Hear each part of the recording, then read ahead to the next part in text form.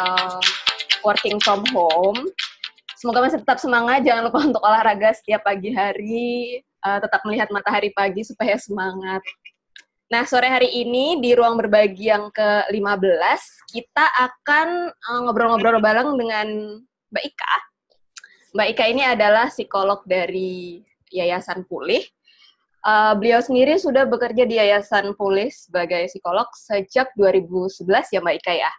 Iya, 2011. Iya, nah tapi Mbak Ika sendiri ini sudah jadi psikolog selama 20 tahun, jadi sudah malang melintang di dunia psikologi dan mengambil kekhususan di bidang psikologi anak dan juga remaja. Remaja. Yes. Nah, jadi kenapa sih sebenarnya di sore hari ini kita akan ngobrolin soal ketika rumah bukan ruang aman? Nah, ini tentu saja ada kaitannya dengan situasi saat ini di mana pandemi COVID-19 ini mengharuskan orang-orang untuk berada di rumah. Sementara dari data yang kita tahu dari Catahu Komnas Perempuan dari tahun ke tahun selalu menyebutkan bahwa kekerasan di ranah privat adalah kekerasan yang jumlahnya paling tinggi, bahkan sampai saat ini dari data terakhir di 2019. Dan juga salah satu fakta yang meningkat adalah kekerasan terhadap anak perempuan juga justru angkanya semakin tinggi di tahun 2019 kemarin. Dan itu kekerasan yang terjadi di ranah privat atau yang dilakukan oleh orang-orang yang ada di sekitar anak. Nah, gimana sih sebenarnya kita harus menyikapi keadaan ini ketika kita mau tidak mau terpaksa harus ada di rumah 24 jam dalam satu hari dan kita bersama orang yang melakukan kekerasan. Atau bisa jadi mungkin selama ini orang yang ada di sekitar kita tidak melakukan kekerasan, tapi karena situasi ini yang membuat stres, kemudian itu juga bisa menimbulkan situasi-situasi yang ternyata mengarah kekerasan. Nah, untuk itu kita akan ngobrol bareng dengan Mbak Ika. Mbak Ika di sini sudah menyiapkan presentasi, jadi nanti teman-teman bisa menyimak penjelasan dari Mbak Ika, mungkin akan berlangsung sekitar 30-45 menit. Nah, diharapkan teman-teman dapat mute mikrofonnya masing-masing. Nanti setelah sesi presentasi dari Mbak Ika, kita bisa lakukan sesi tanya-jawab. Nah, untuk tanya-jawab sendiri, teman-teman bisa ketikkan pertanyaannya di kolom chat atau bisa nanya langsung ke Mbak Ika. Oke, Mbak Ika, aku persilahkan kepada dirimu. Oke, langsung mulai ya, Ikna ya? Ya, silakan Mbak. Langsung mulai, oke. Oke, selamat sore buat semua yang udah gabung di ruang berbagi.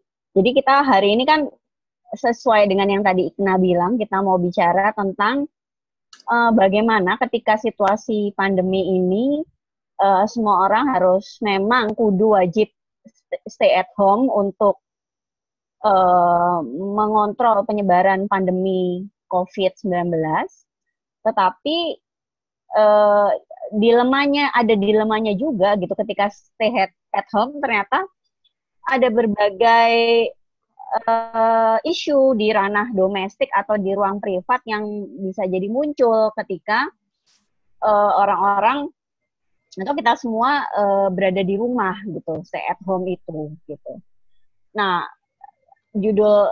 dikasih judul ini sih sharing kita kali ini kita kasih judul ketika rumah bukan ruang aman. Nah, saya akan mulai bicara tentang harapan terhadap rumah. Semua kita gitu ya, saya yakin kita semua punya harapan yang sama terhadap rumah. Rumah kan tempat kalau kita pulang kita bisa istirahat dengan nyaman, bisa bertemu dengan keluarga kita dengan berbagi cerita, kemudian berbagi cinta gitu ya. Terus juga terutama memberi rasa aman. Nih kalau di tempat saya nih sekarang hujan tuh deres banget. Tentu stay at home di dalam rumah itu akan sangat nyaman sekali karena hangat gitu ya. Terus dikelilingi orang-orang yang saya sayang, misalnya kayak gitu. Jadi rumah itu sebenarnya rumah yang merupakan ranah privat itu sebenarnya melindungi kita gitu. Sebagai tempat perlindungan itu semua individu punya harapan yang sama saya kira. Nah, tapi pada realitanya ada beberapa ranah privat atau rumah gitu ya, tempat tinggal kita apapun itu gitu ya, ya bentuknya rumah atau apapun itu, eh, yang justru malah eh, bukan ruang yang aman buat kita. Nah, pada situasi-situasi eh, rumah gitu ya, ranah privat, malah cukup tinggi kekerasan itu bisa terjadi. Kemungkinan kekerasan itu bisa terjadi. Nah, kenapa seperti itu? Karena eh, di ranah privat sendiri kita tahu kan relasinya cukup intens gitu ya. Relasi kita dengan anggota keluarga, relasi kita dengan anggota rumah kita yang mungkin bukan keluarga gitu ya, entah itu ART dan sebagainya kan cukup intens setiap hari, terus kemudian ada timbal balik, kemudian ada komunikasi gitu kan. Bahkan juga mungkin ada beberapa teman di sini yang juga sharing gitu ya, tempat tinggal dengan teman dekat, mungkin satu rumah gitu ya, seperti itu. Nah, dengan relasi yang cukup intens tersebut, ketika dalam relasi tersebut terjalin relasi yang tidak setara, ini saya di PPT saya menggambarkan gitu ya, kira-kira relasi yang rumah yang setara, anggota-anggota keluarganya, anggota isi-isi rumah penghuninya itu setara, ya kita bisa lihat dari bagaimana mereka saling berbagi gitu ya, saling mendukung gitu ya. Nah, kemudian saling menghargai.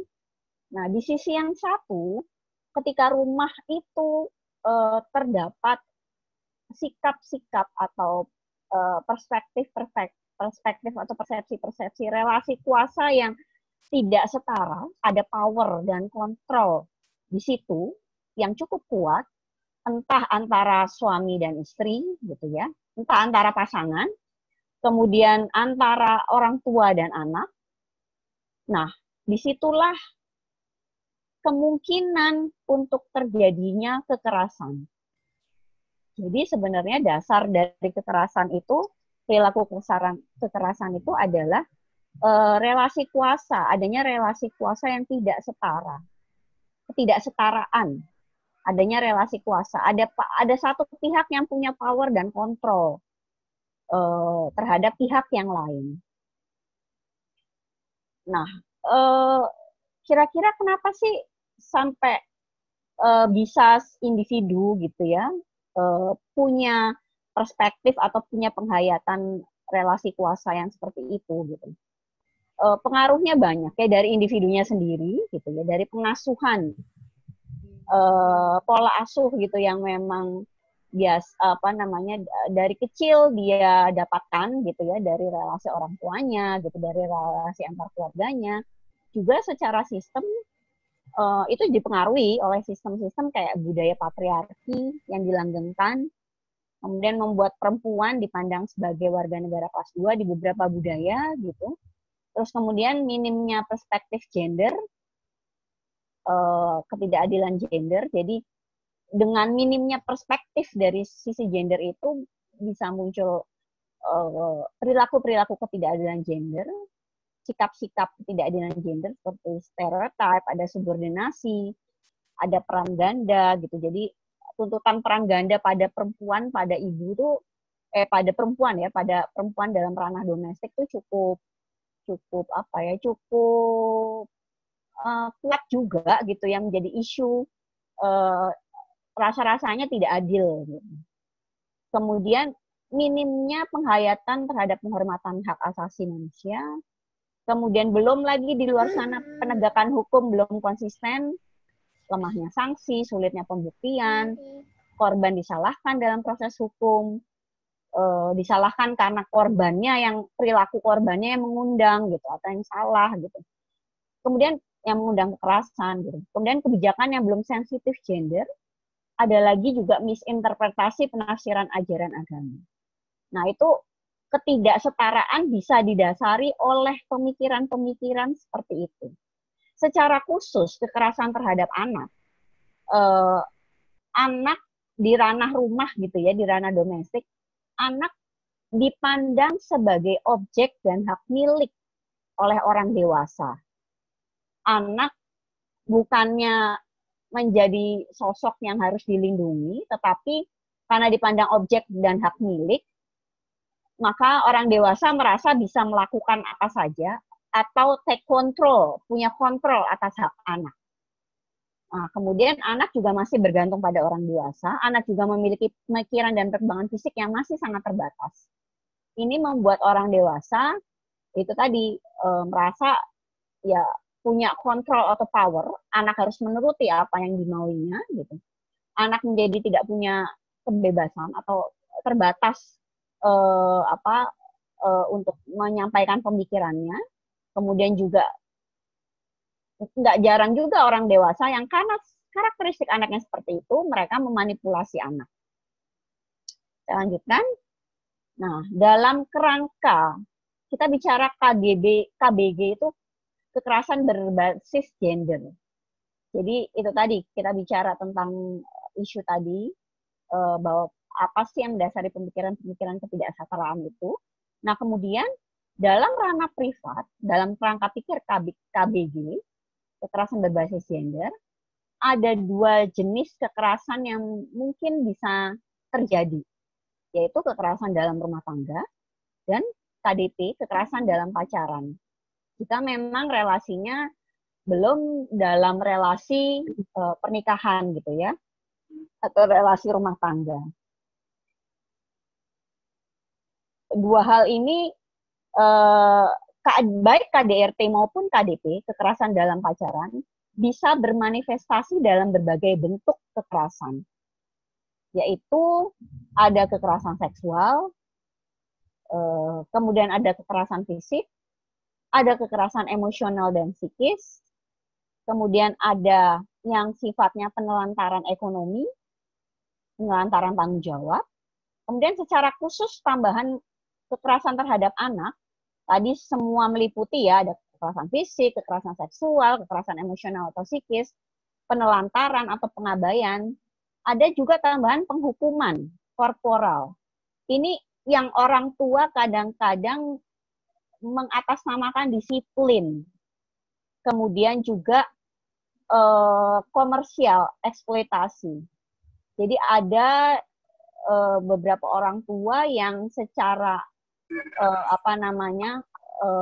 memanipulasi atau mengeksploitasi anak gitu ya untuk kepentingan komersial. Nah, itu masuk dalam ranah kekerasan KDRT juga atau ranah privasi itu. Saya lanjutkan lagi, secara khusus gitu, yang unik gitu ya, yang mungkin kalau kita bicara tentang kekerasan fisik itu cukup jelas gitu untuk didefinisikan atau dibuktikan atau dilihat gitu ya. Karena jelas ada bukti-bukti secara fisik yang gampang dilihat atau teramati. Jadi luka, kemudian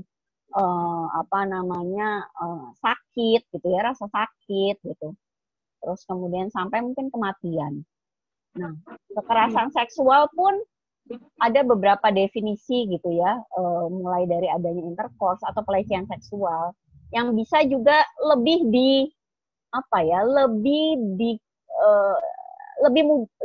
mudah didefinisikan gitu ya, karena lebih bisa teramati. Nah, tetapi yang cukup sulit kalau penelantaran gitu ya, yang cukup sulit baik pada kekerasan terhadap perempuan maupun anak adalah kekerasan secara emosional atau psikis. Kenapa sulit gitu ya? Sulit untuk kita pahami apakah itu kekerasan gitu. Apakah yang terjadi pada saya misalnya itu kekerasan, apakah bukan gitu. Kekerasan emosional atau psikis itu sendiri sulit karena kekerasan tersebut sifatnya terkadang halus gitu ya, cukup halus. Kemudian dalam relasi mengatasnamakan cinta. Karena kalau hubungan KDRT maupun KDP kan ada dasar tanda kutip sayang gitu ya. Sayang atau cinta gitu. Nah, jadi kekerasan psikis atau emosional terkadang memang sulit sekali untuk dipahami atau teramati oleh orang luar, bahkan oleh korban sendiri pun yang memang mengalami gitu, menghayatinya, karena dia terkesan halus dan mengatasnamakan cinta gitu dalam motifnya gitu, dalam motifnya. Jadi memang cukup sulit gitu. Dalam proses hukum pun cukup sulit untuk dibuktikan pembuktian ini. Apa sih sebenarnya kalau lantas kemudian gitu ya, kalau kita ini bertanya gitu ya, maksudnya mempertanyakan. Kemudian kira-kira gitu ya, kalau apa yang saya alami gitu atau apa yang kita amati gitu ya, mana sih yang sebenarnya memang itu merupakan kekerasan emosional atau psikis, mana yang sebenarnya enggak gitu, tidak termasuk gitu, tidak merupakan kekerasan. Nah, kekerasan psikis atau emosional itu mengandung beberapa nuansa, ada beberapa nuansa. Jika tindakan atau ucapan, jadi biasanya mungkin secara verbal atau juga kadang-kadang sikap gitu ya, tindakan, sikap atau ucapan yang dilakukan oleh pelaku bisa mengurangi dan menurunkan nilai pihak lain atau harga diri pihak lain. Merendahkan misalnya pernyataan-pernyataan yang merendahkan kemampuan, meremehkan pencapaian, dan itu secara intens dilakukan berulang kali dan menjadi seperti kayak memang cara komunikasinya gitu. Tertangkap dalam nuansa komunikasi relasi pasangan tersebut gitu. Kemudian membanding-bandingkan. Yang berikutnya, jika tindakan, ucapan atau sikap itu sifatnya mengabaikan, meniadakan, kemudian menganggap tidak ada, lo nggak eksis gitu. Lo tuh nggak eksis sebenarnya. Lo istri gue sih memang misalnya, tapi sebenarnya ya siapa sih lo gitu, lo bisa apa sih, lo punya ide apa sih gitu misalnya. Menganggap tidak ada, kayak antara ada dan tiada gitu ya, secara simbol ya gitu, tapi nggak pernah dilibatkan dalam menyampaikan pandangan, ide, pemikiran, atau melibatkan pengambilan keputusan gitu. Terus kemudian tindakan, ucapan yang menghina dan mempermalukan pihak lain. Ini juga kadang samar, cenderung samar dalam artian dikemas dalam lelucon. Bercanda gitu kan, gue kan bercanda gitu. Tetapi ketika itu dilakukan dengan intens, terus menerus, kemudian itu tadi menjadi pola dalam komunikasi tersebut antar pasangan, itu sudah bukan lagi merupakan candaan gitu. Jadi misalnya menghina kondisi fisik atau penampilan, menghina kondisi psikis, melabel atau memberi julukan, menertawakan, kemudian menjadikan sebagai lelucon. Dan sampai-sampai misalnya si korban gitu ya, atau ya si korban merasa menjadi punya malu gitu, merasa malu gitu, harga dirinya, konsep dirinya terganggu, mengganggu konsep dirinya, mempertanyakan konsep dirinya gitu, mempertanyakan citra image dirinya gitu. Kemudian yang lain lagi, yang samar, tindakan menerapkan standar ganda dalam menuntut atau menilai diri sendiri. Misalnya, pelaku bisa sangat marah ketika pasangannya atau anaknya terlambat datang atau terlambat siap-siap, bisa sangat marah. Hanya 5 menit padahal. Itu pun sebenarnya ada situasi-situasi yang membuat nggak bisa on time gitu, yang memang masuk akal. Tetapi dia sendiri gitu, semaunya gitu, dia mau suka-suka gue gitu, gue kalau belum siap, gue nggak mood, nggak siap, ya udah gitu. Dia bisa marah pada orang lain, tapi pada dirinya sendiri dia menerapkan standar ganda gitu. Kalau untuk kepentingannya dia, untuk tujuannya sendiri itu nggak berlaku gitu. Untuk memenuhi kepentingan atau kebutuhan atau kepuasannya sendiri. Kemudian tindakan mengingkari identitas. Nah ini misalnya tidak tidak mengakui status sebagai anaknya misalnya atau sebagai istrinya, itu sebenarnya bisa masuk dalam kekerasan. Tindakan kontrol, melakukan kontrol. Nah ini kadang mengatasnamakan cinta untuk mengontrol privasi atau menjadi toxic protective. Jadi melindungi tapi yang toxic gitu melindunginya. Misalnya sampai menuntut dia harus tahu kemana, di mana, jam berapa, setiap kegiatan dari pasangannya. Dengan dalih, gue kan khawatir sama lu gitu.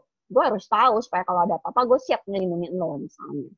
Terus kemudian memata-matai, ya bisa meng-hijack misalnya password, atau kan ada tuh yang secara teknologi kita bisa membajak gitu ya, men-stalking akun-akun media sosial dari orang lain gitu. Sampai seperti itu yang dia merasa dia harus melakukan itu.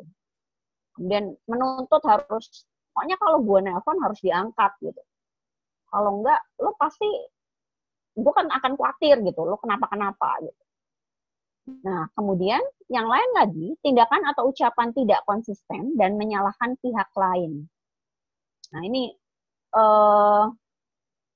menampilkan sikap yang berubah-ubah, jadi mudah sekali marah tanpa sebab, terus membangkitkan rasa bersalah.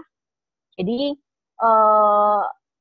ada situasi yang menjadi kendala, misalnya situasi sebenarnya kendalanya eksternal, tetapi dia dengan mudahnya menyalahkan pasangannya supaya misalnya tujuan yang tidak tercapai atau kendala yang dihadapi itu dirasanya tuh pasangan merasa bersalah atas itu. Jadi membangkitkan rasa bersalah. Atau pada anak, kadang-kadang kita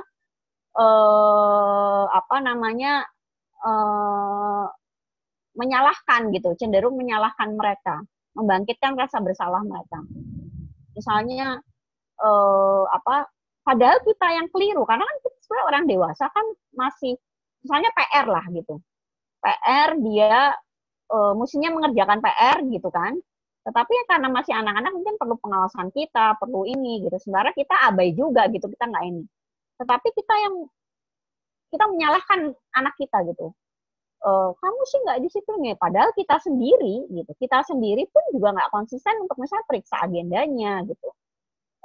Jadi mudah sekali seperti itu. Kemudian memberikan janji-janji, kemudian mengingkari tanggung jawab. Itu juga masuk dalam sikap itu, contohnya playing victim, berasa jadi korban gitu. Nah, terus kemudian sikap cemburu it's natural gitu ya. Tetapi ini yang sama sekali nggak rasional jadi cemburunya. Jadi nggak masuk akal gitu, nggak perlu dicemburui gitu. Tapi dia dikit-dikit cemburu, dikit-dikit curiga. Gitu. Dan itu intens sehingga mengganggu, sebenarnya sangat mengganggu, sangat membuat nggak nyaman pasangannya. Kemudian tindakan perselingkuhan atau yang berkaitan dengan perselingkuhan, gitu. Baik jadi tindakan perselingkuhan tentunya berdampak pada melukai ya, melukai, kemudian juga mengganggu konsep diri pasangannya. Terus kemudian tindakan mengancam yang secara langsung atau tidak langsung. Mengancam ya bisa ketika berkomunikasi secara verbal, secara langsung, atau yang nggak langsung mungkin lewat WA, lewat media sosial gitu ya. Jadi dikit-dikit ancaman yang keluar gitu supaya pasangannya menuruti atau supaya anaknya menuruti apa yang tujuan yang dia ingin capai gitu. Kadang-kadang untuk kepentingannya sendiri gitu. Kemudian tindakan mengisolasi, membatasi pergaulan, pertemuan dengan orang lain, kemudian menyembunyikan gadgetnya gitu, bahkan sampai ada yang mengunci dalam membatasi gitu, jadi nggak boleh keluar rumah. Nah itu hal-hal yang kadang-kadang kita tuh tidak menyadari, bahkan si orang luar gitu ya, bahkan si yang korban sendiri tidak menyadari memang mengalami kekerasan gitu. Tapi yang ada dia merasa tidak nyaman, dan lama-kelamaan kalau secara intens mengganggu konsep dirinya, mengganggu citra dirinya, mengganggu rasa percaya dirinya, bahkan bisa ketika dia nggak mampu mengelola tekanan itu, bisa menjadi isu kesehatan mental tersendiri. Ada lagi yang saya mau tambahkan, jangan lupa, bahkan ketika dalam relasi pacaran pun, atau relasi rumah tangga, gitu ya, pasangan, kekerasan seksual itu bisa terjadi. Itu salah satu jenis kekerasan dalam KDRT, bentuk kekerasan dalam KDRT. Kenapa? Sekali lagi, meskipun dalam pernikahan, gitu ya, kalau kita menganggap hubungan ini setara, gitu, kita punya hak juga atas tubuh kita, sehingga tidak ada seorang pun, bahkan pasangan kita pun, yang memiliki hak penuh atas tubuh kita. Sehingga ketika kita tidak menginginkan gitu ya suatu hubungan gitu, sedang tidak menginginkan, kita punya hak untuk memang menolaknya. Nah itu jadi harus ada konsen persetujuan lah dari kita. Harus memang sama-sama nyaman gitu, sama-sama suka, memang sama-sama menikmati. Itu kadang-kadang juga agak sulit ketika dalam situasi KDRT atau KDP gitu, membuktikan bentuk kekerasan secara seksual itu. Oke, saya lanjutkan lagi. Nah, menarik nih, ketika kita bicara kekerasan gitu, kemudian kita bicara situasi yang terjadi pada diri kita saat ini, pandemi COVID-19 gitu ya, dengan himbauan, dengan anjuran social distance yang membuat kita melakukan aktivitas, mendorong kita melakukan semua aktivitas kita di rumah, tetap untuk di rumah gitu ya, tidak kemana-mana, untuk memutus mata rantai pandemi itu. Di sini banyak isu, sebenarnya selain isu-isu eksternal, tekanan eksternal gitu, kita tahu kalau isu sosialnya kan masalah ekonomi gitu ya, kemudian masalah kesehatan gitu secara fisik, tetapi juga masalah kesehatan mental. Jangan bahkan sekalipun dalam rumah yang kita pandang nyaman, yang memang kita rasakan biasanya tuh rumah kita tuh pokoknya home sweet home deh, nyaman, penuh cinta gitu, dan relasinya sehat antar anggota keluarga, dinamikanya. Nah, sekalipun demikian, tetap memungkinkan pengalaman atau situasi dampak dari pandemi itu membuat stres pada setiap anggota keluarga dengan porsinya masing-masing. Kalau anak, ini saya mengamati nih juga pada anak saya, saya punya 2 anak, satu masih anak-anak memang yang usia SD, yang satu udah remaja gitu. Pada anak yang remaja ini kan pasti kebutuhan untuk berinteraksi, keluar rumah itu besar. Itu cukup stressful buat mereka ketika mereka harus di rumah gitu. Meskipun sekarang ada teknik-teknik teknologi gitu yang bisa membuat mereka tetap terhubung lah sama temannya gitu. Bermain game bersama secara online gitu, virtual, tetapi tetap aja gitu, itu beda rasanya. Biasanya yang suka, apalagi aktivitas outdoor gitu, itu sangat cukup menekan gitu. Yang anak-anak pun gitu. Ternyata tugas-tugas online-nya itu mendingan di sekolah kali, karena di sekolah mereka sambil bisa rileks dengan teman-temannya gitu ya, bercanda sama teman-temannya, terus ini sama gurunya gitu ya. Tapi kalau di rumah kan mau nggak mau memang itu yang harus dikerjakan, jadi bisa benar-benar dari pagi sampai itu nonstop dia harus mengerjakan itu. Dan entah kenapa rasa-rasanya kok tugasnya jadi lebih banyak ketika di sekolah gitu ya kalau dihitung-hitung. Dan itu membuat tekanan tersendiri, mereka jenuh, bosan gitu, dan menimbulkan perilaku-perilaku yang isu-isu perilaku yang buat orang tua itu menjengkelkan, kemudian menjadi, nah itu berpengaruh lagi pada orang tuanya. Seperti dinamika gitu ya. Ketika yang satu terganggu gitu ya, satu anggota keluarga terganggu karena namanya kita saling berinteraksi, pasti dinamikanya tuh akan berdampak lah pada anggota keluarga lain. Belum istri yang punya peran ganda. Misalnya ada yang bekerja, tetapi karena di rumah nggak mau pekerjaan rumah tangga juga dia ikut terlibat. Suami pun gitu. Bekerja di rumah yang tadinya mungkin bisa fokus ini, tapi kalau di rumah karena ada anggota keluarga yang lain menjadi nggak mudah untuk fokus dan sebagainya. Itu menimbulkan tekanan tersendiri pada setiap porsi anggota keluarga dan bisa memicu konflik tentunya, ya entah antar pasangan, antara orang tua dan anak gitu. Nah, kalau untuk keluarga yang relasinya dinamikanya memang cukup sehat gitu, saya rasa untuk mengelolanya gitu ya, hanya cukup diperlukan kesediaan dari masing-masing anggota keluarga untuk belajar beradaptasi dengan situasi yang berbeda. Gitu. Jadi ya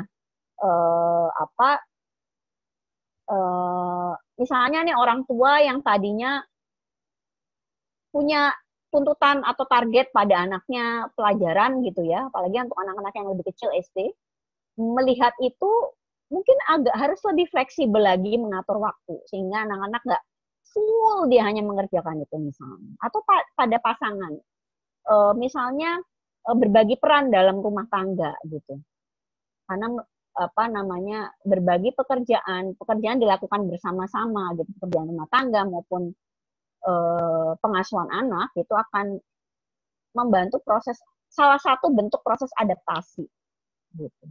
Kemudian cara berkomunikasi, cara menikmati kebersamaan yang kalau 24 jam bersama gimana nih yang efektif gitu, gimana nih yang sehat, gimana yang enak gitu, yang nyaman buat semuanya misalnya. Cukup diperlukan kesediaan untuk beradaptasi. Nah, tapi bagaimana dengan keluarga-keluarga yang dinamika relasinya sebenarnya sudah kurang sehat, bahkan sudah mengandung kekerasan dalam relasi. Nah, pemikiran seperti itu membuat situasi social distance atau jaga jarak ini atau kerja di rumah gitu atau tinggal di rumah saja itu sebenarnya merupakan situasi yang sangat rentan dan berisiko bagi penyintas atau korban dalam ranah privat ini, dalam entah KDRT, entah situasi KDP, meningkatkan resiko kekerasan. Jadi secara sebab akibat gitu ya, secara sebab akibat tentunya intensitas gitu ya, intensitas kemudian juga tekanan di luar dari eksternal sana di mereka sendiri, si para penyintas dan korban sendiri ini sudah cukup rapuh gitu ya, cukup rentan gitu ya untuk memang menjadi stres gitu dengan pengalaman atau peristiwa yang pernah dialaminya terkait kekerasan, ditambah lagi dengan situasi-situasi eksternal yang terjadi di luar sana, semakin meningkatkan stressful dalam dirinya. Dan belum lagi ketika dia harus 24 jam bersama dengan pelaku yang notabene mungkin bisa pasangannya atau anak dengan orang tuanya, itu bisa menjadi tekanan tersendiri, tekanan yang luar biasa atau ancaman yang luar biasa. Jadi kita lihat apa sih resiko-resikonya gitu. Bayangkan 24 jam bersama dengan pelaku. Yang selama ini, yang biasanya ada masa-masa dia punya ruang privasi sendiri ketika dia bekerja mungkin, atau ketika pelaku bekerja gitu ya. Dia ada ruang-ruang sendiri untuk dia bisa lebih nyaman, tetapi ini dia harus 24 jam bersama pelaku. Kemudian tentunya ruang gerak dan akses terbatas, karena tidak mudah keluar rumah. Kemudian meningkatnya stres karena perubahan mendadak, pekerjaan, tugas sekolah, kemudian penumpukan kegiatan domestik. Kalau ya wajar, saya kalau dapat sharing dari grup orang tua gitu ya, cerita, apalagi anak-anak yang remaja nih, yang kebutuhan makannya tuh tinggi gitu ya, kebutuhan asupannya tinggi, mereka bisa masak berkali-kali gitu ya. Nah, kemudian hal itu tentu membuat stressful tersendiri gitu ya, memikirkan menu makanan dan sebagainya gitu, variasi menu makanan dan sebagainya. Nah,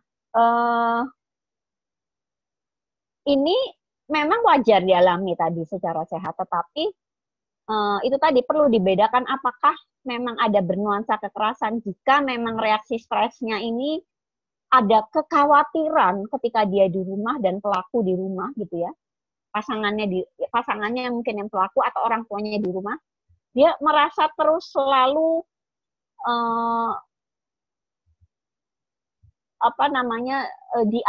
dinilai, takut akan penilaian atau dikritik, cemas akan kritikan gitu.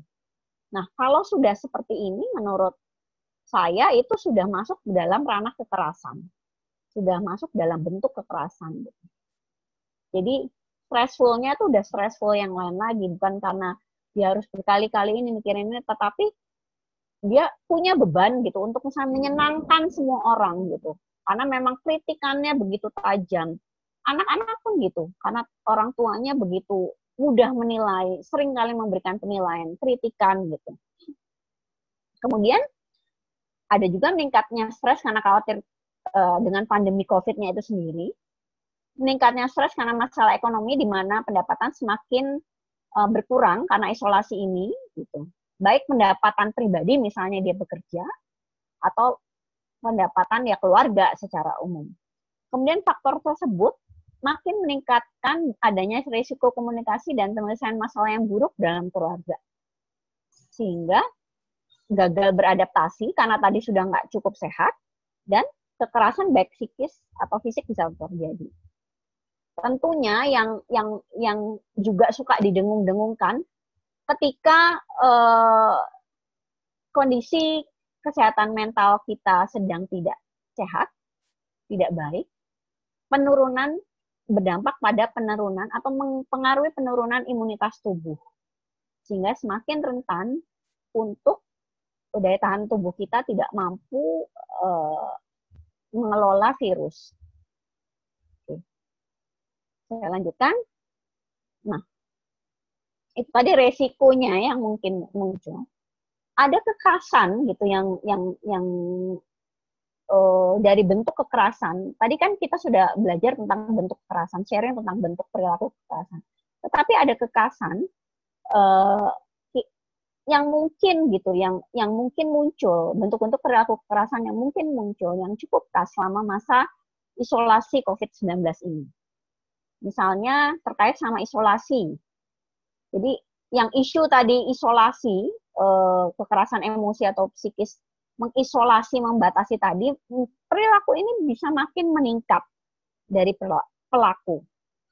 Jadi semakin melarang, larangan itu semakin dengan mudah dia pelaku lakukan gitu dengan dalih itu tadi social distance dan segala macam, melarang penyintas berhubungan dengan keluarga, mengatur dengan siapa saja dan kapan bertemu orang lain, termasuk mengontrol interaksi korban secara online. Karena kan 24 jam berada di tempat yang sama, dengan mudahnya dia mengontrol segala sesuatu.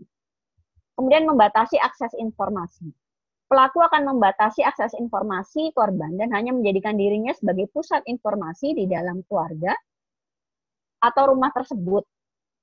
Kemudian membuat keputusan-keputusan yang mutlak harus diikuti, dituruti, yang ia tentukan.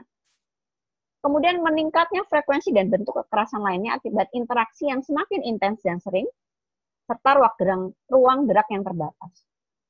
Kemudian memonitor sosial media yang dimiliki, bahkan mengecek investigasi, tadi terkait sama yang di atas ya. Jadi semakin mudah itu dilakukan. Melakukan kontrol yang intens terus-menerus, berulang karena 24 jam. Karena semakin banyak waktu bersama dengan korban.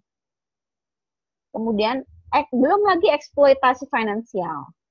Jadi bisa aja gitu. Memang semua orang mengalami kemunduran pendapatan, tetapi bisa dengan dalih itu memaksa meminta uang kepada korban untuk memenuhi hanya kepentingannya sendiri. Atau menyalahkan korban atas masalah ekonomi dan keluarga. Atau meminta korban bertanggung jawab secara tidak. Atau menjatah uang belanja dengan tidak masuk akal gitu. Sama sekali nggak masuk akal, tidak mencukupi gitu. Padahal sebenarnya dia tidak gitu-gitu amat gitu kemunduran pendapatan. Kemudian pengasuhan, nah ini juga dari sisi pasangan ya, pelaku bisa dengan mudahnya menyoroti, memberikan penilaian, mengkritik cara pengasuhan korban kepada anak. Kemudian anak juga bisa menjadi sasaran kekerasan, baik langsung maupun tidak. Kemudian ada pembatasan pengasuhan bagi pasangan yang bercerai mungkin. Kemudian ekspektasi harapan pola pengasuhan yang tidak rasional kepada korban. Jadi itu tadi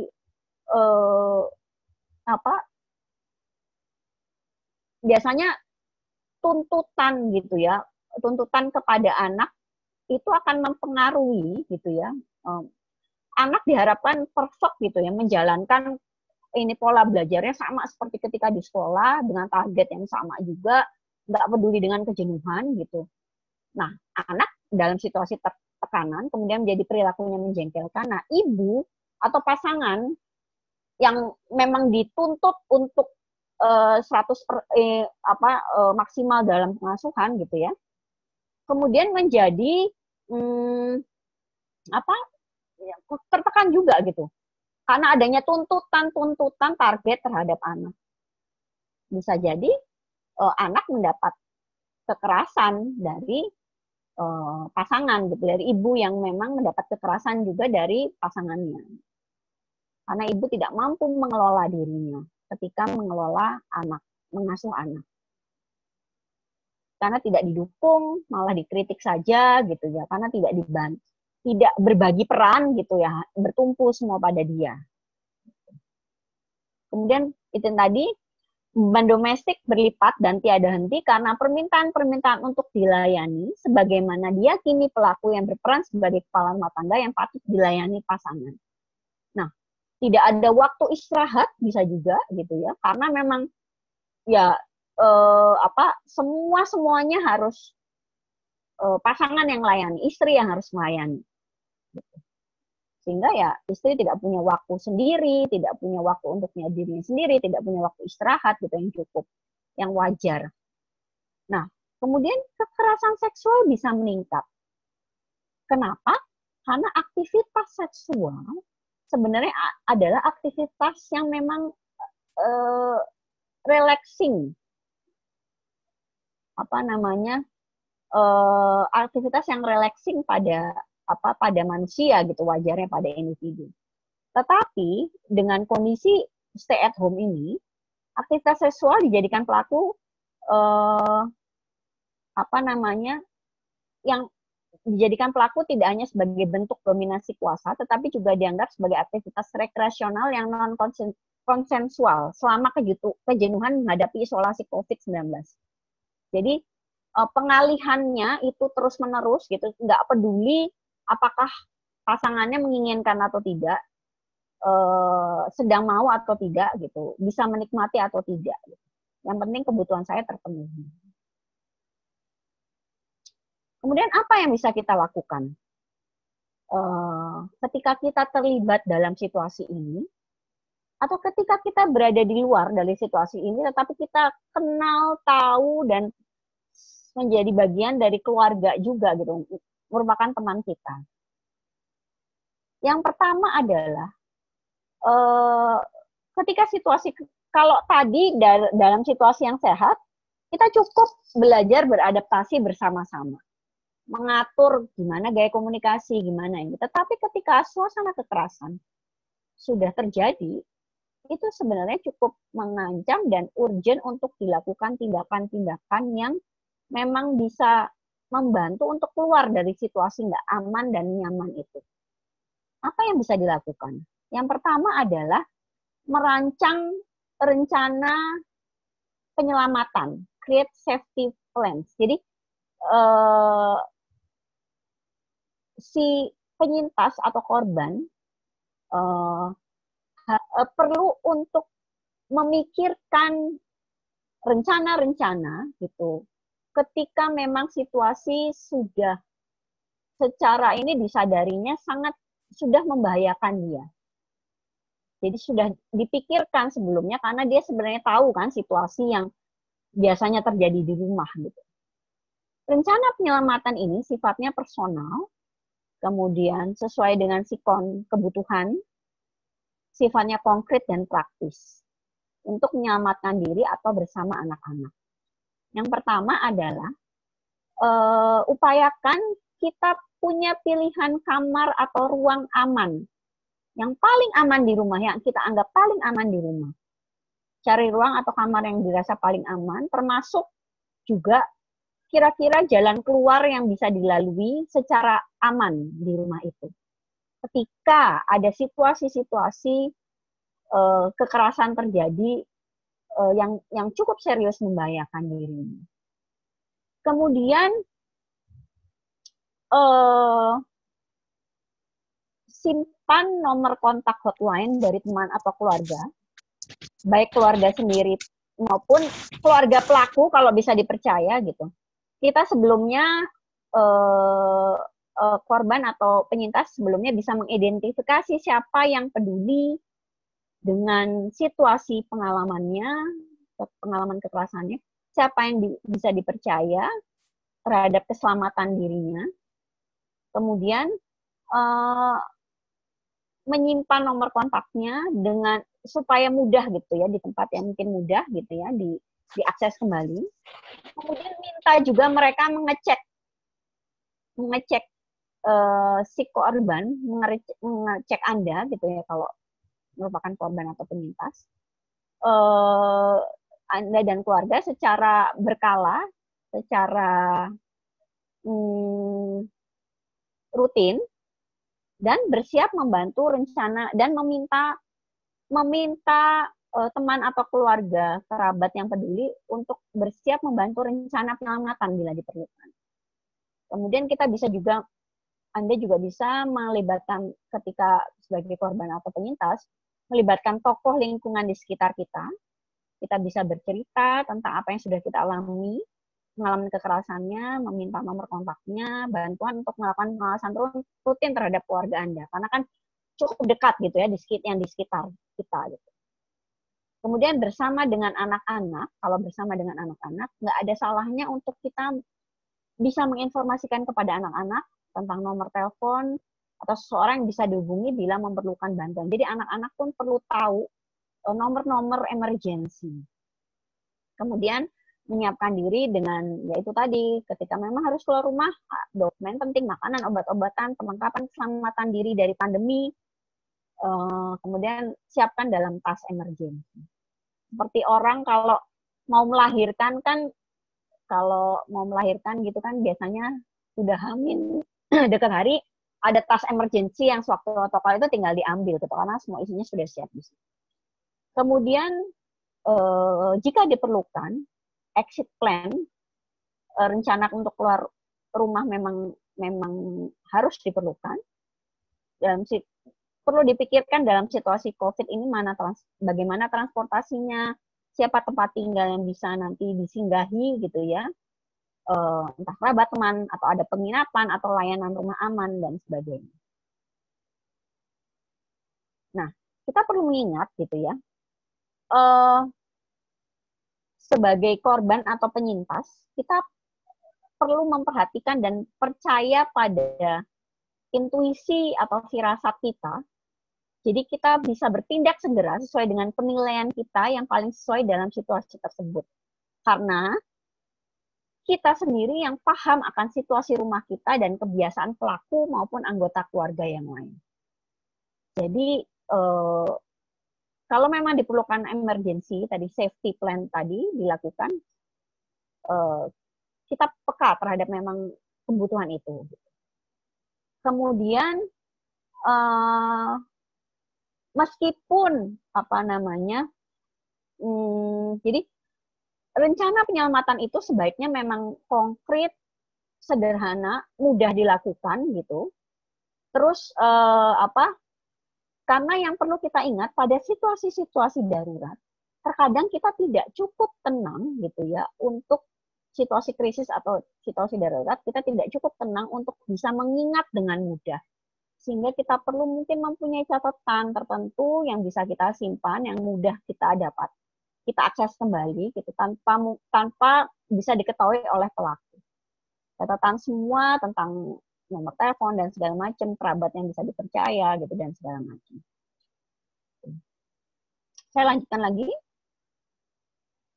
Nah, selain safety plan tadi, gitu ya, penting juga kita menyadari, gitu ya, bahwa situasi ini bahkan pada dinamika-dinamika keluarga yang sehat saja menyebabkan ketidakpastian, gitu. Jadi kan pertanyaan-pertanyaan kapan sih ini selesai gitu kan. Banyak sekali ketidakpastian yang misalnya semua perencanaan menjadi kemudian harus di reschedule dan itu juga belum tahu sampai kapan gitu kan bisa ini lagi. Kemudian ditambah lagi situasi tekanan seperti itu ditambah dengan rasa tidak aman dalam rumah, tentunya bisa membuat perasaan kita tuh overwhelmed. Jadi bisa meluap-luap, gusar, sangat tidak nyaman dalam situasi ini. Maka kita harus menyadari bahwa kita perlu merawat diri kita, merawat kesehatan psikologis atau mental kita. Kita bisa menciptakan rasa aman dalam diri dengan beberapa teknik relaksasi dan stabilisasi. Karena segusar apapun reaksi pertama, ketika tenang akan sangat membantu. Nah, ketika kita bisa juga mengelaborasi beberapa teknik, misalnya nafas perlahan, minum perlahan, bayangkan tempat yang aman dan nyaman, fokus pada sensasi tubuh. Ada lagi orang yang mungkin meditasi, melakukan meditasi. Ada lagi yang mungkin beryoga dan sebagainya.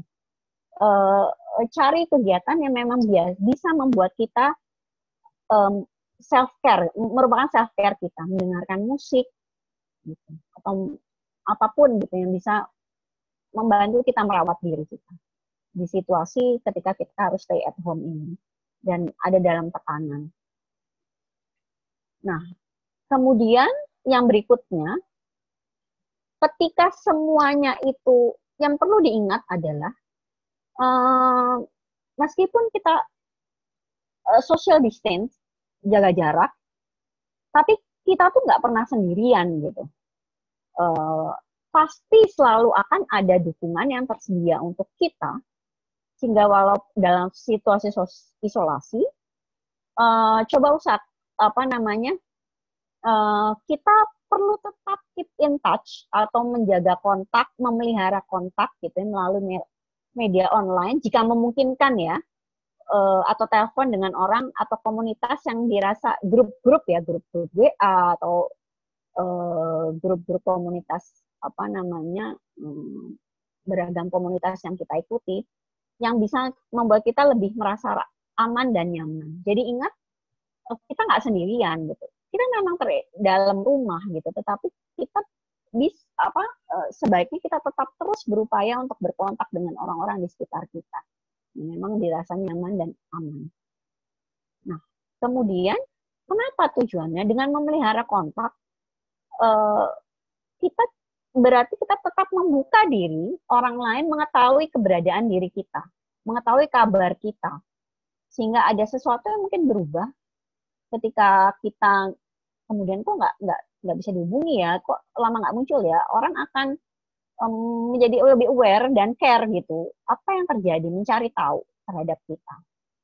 Nah, kemudian yang lain lagi adalah di luar sana gitu banyak penyedia layanan gitu ya, ada beberapa penyedia layanan yang memang punya isu pada kekerasan berbasis gender ini, yang sifatnya kalau saat ini tentunya dibutuhkan yang bisa bersifat hotline atau online gitu ya. Yang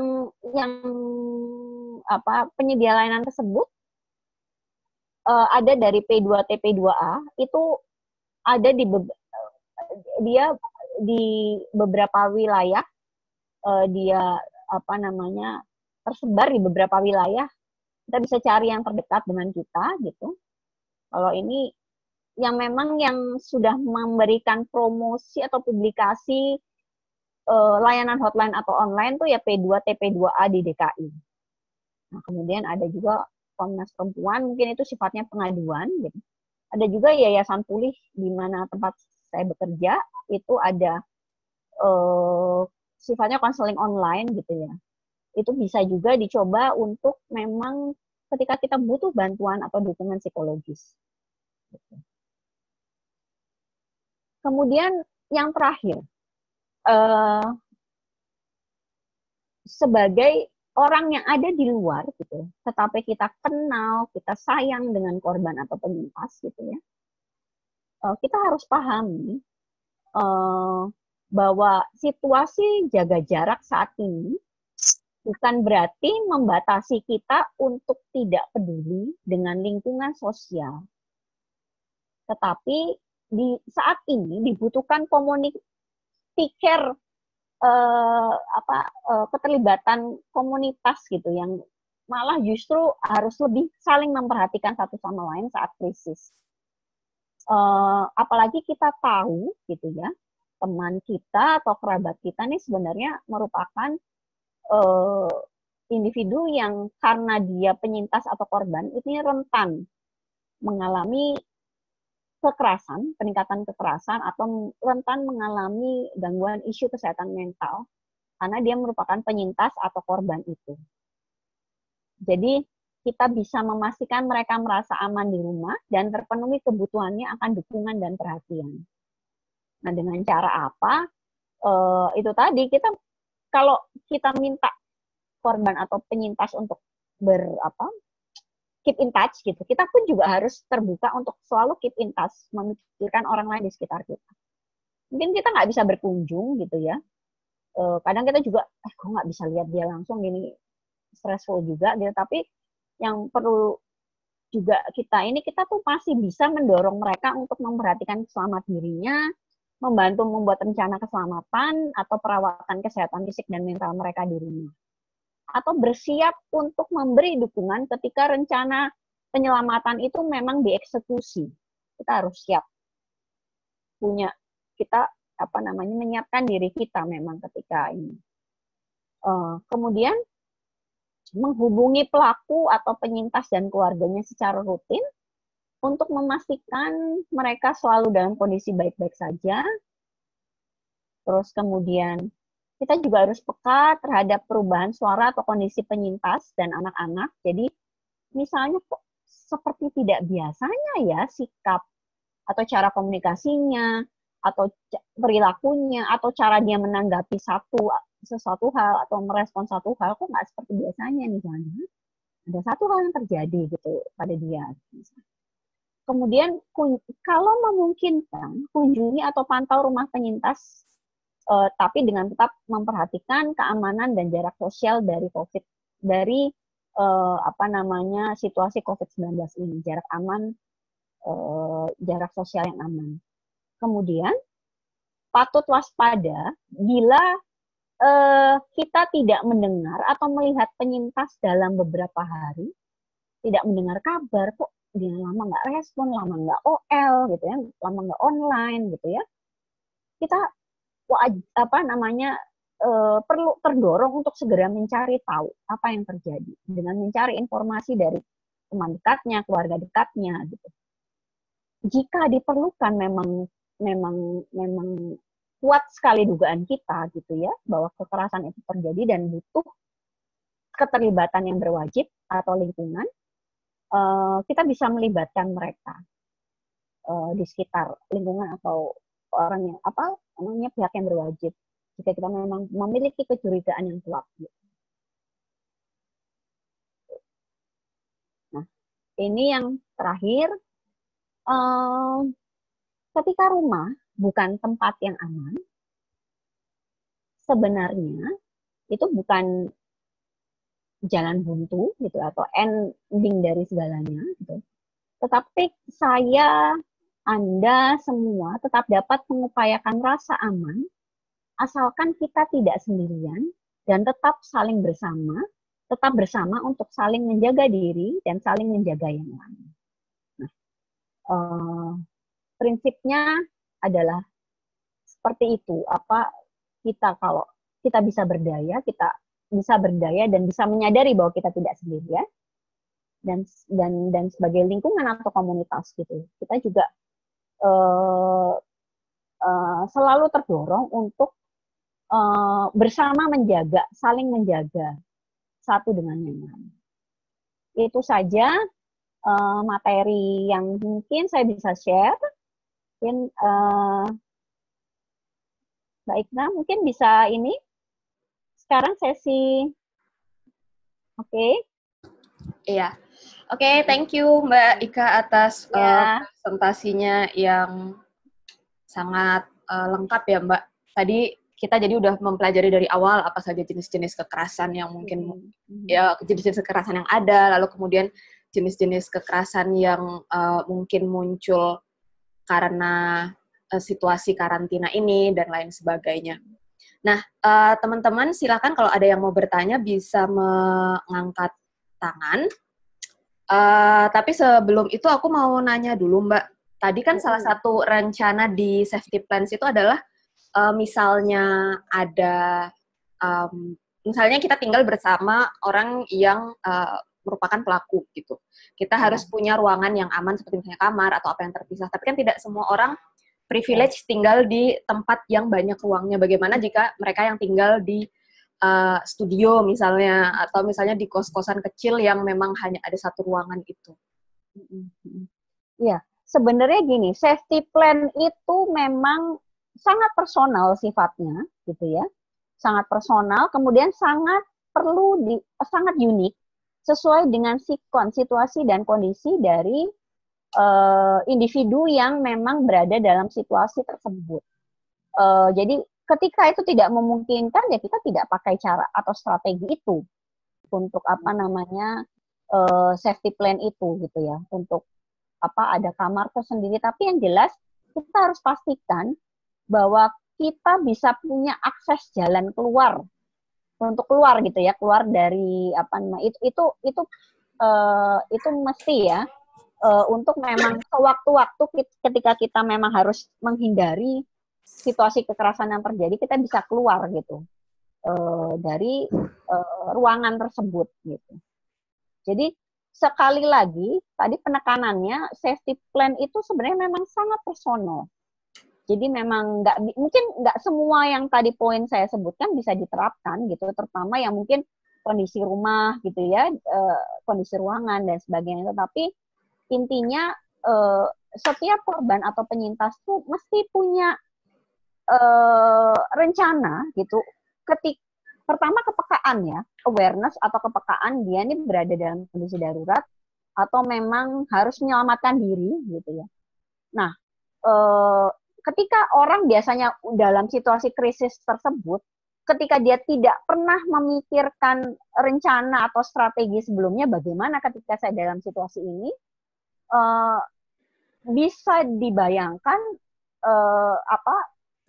dia akan kesulitan gitu ya untuk memang mencari jalan keluar saat itu gitu, karena kan nggak tenang, kemudian berada dalam tekanan gitu segala macam. Tetapi ketika dia sudah punya perencanaan beberapa strategi yang memang cocok untuk dirinya dalam situasinya, itu akan sangat membantu untuk dieksekusi ketika memang dalam situasi darurat memang butuh gitu, memang perencanaan keselamatan diri itu dibutuhkan. Ini ya Mbak Ikna ya maksudnya ya? Ya, sip, thank you Mbak Ika. Berarti tadi ya artinya bahwa sangat penting untuk punya safety plan yang sangat personal dan sesuaikan dengan kebutuhan masing-masing. Oke, silakan dari teman-teman mungkin ada yang ingin bertanya. Oke, dari Ulum. Oke, terima kasih. Perkenalkan saya dari anggota masyarakat ya. Saya dari UNICEF dan terima kasih banyak atas sesi ini, sangat bermanfaat. Langsung saja nanti katanya untuk materi akan di-share ya. Mudah-mudahan itu bisa kita bawakan juga ke teman-teman yang lain. Yang pertama, hanya ingin meluruskan pemahaman saya saja. Tadi salah satu bentuk kekerasan selain fisik adalah menyerang secara psikis ya. Artinya bisa verbal dan lain sebagainya. Cuman tadi Mbak sempat menyebutkan misalkan menghina psikisnya ya, menghina psikis pasangan. Apakah maksudnya kita menyinggung psikis pasangan tanpa tahu sebabnya? Misalkan kita cenderung terus mengatakan kamu cengeng banget sih atau kamu pemarah banget gitu. Itu apakah artinya menghina psikis tanpa mengetahui kondisi atau latar belakang pasangan misalkan. Itu yang pertama. Kedua dan yang terakhir mengenai hotline, tadi yang direkomendasikan itu di tingkat Jakarta dan Yayasan Pulih juga mungkin bisa cover nasional ya dan online.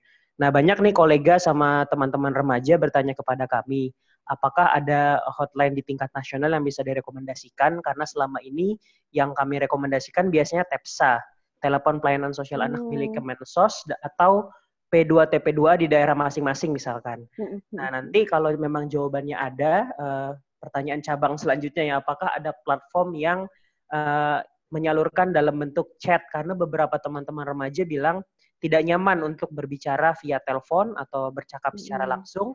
Mereka inginnya chat dan secara anonim. Kebetulan di situasi COVID sekarang kan gadget jadi teman setia sehari-hari ya, dan chat melalui WhatsApp itu akan sangat menolong. Terima kasih kalau ada masukannya. Oke, yang pertama tadi ini ya, itu benar banget tuh contoh yang Mas Dery ya ini ya. Yang ya, Mas Dery sampaikan tadi contoh tentang menghina ini secara psikis ya seperti itu. Jadi sebenarnya gini, tidak bersedia untuk berempati, memahami gitu ya perasaan-perasaan yang muncul, kondisi-kondisi psikis yang muncul dari pasangannya.